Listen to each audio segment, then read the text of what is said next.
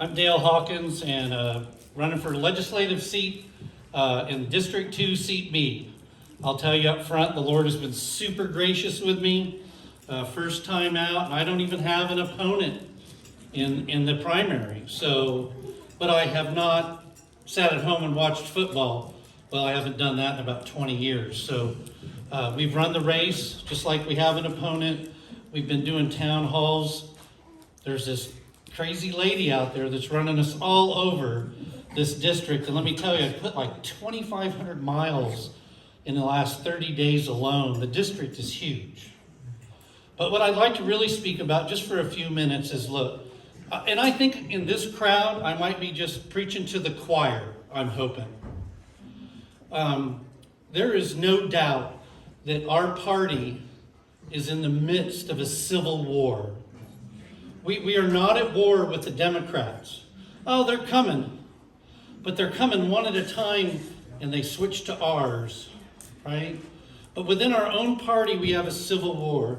We have federal supremacists and we have those who believe in the sovereignty of the state of Idaho. And we need to, as I mentioned earlier, pick a side.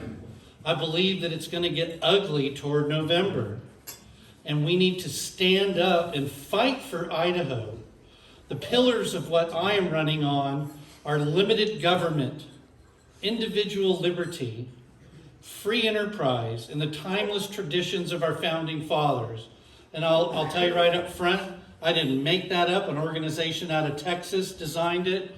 Some think tank that they think that those are, if you vote with those things in the back of your mind and the Lord in your heart, we will succeed not only as a state, but as a nation. But I do know this, the only place that we have any effect right now, that it seems to me, is at our local level.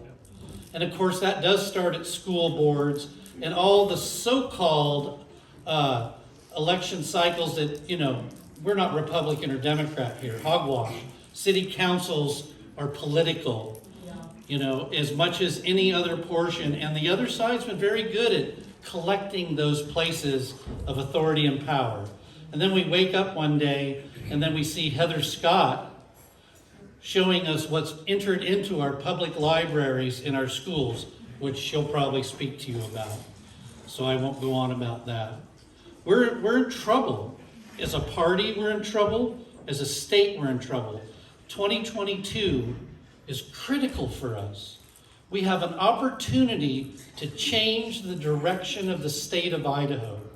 And when I say change it, I mean to return it to a Republican form of government. To return it to Boise having separation of powers, where bills get heard and they live or die on votes, not drawers. These are important principles. People have surrendered principles for their popularity, their position, and power. And all I really, really want to tell each and every one of you that don't know me here, and I know quite a few people in this room, is that if you send me to Boise, I will not surrender 1 inch of your liberty. I will fight to restore what we've lost, and to maintain every inch that we have now and not lose another inch.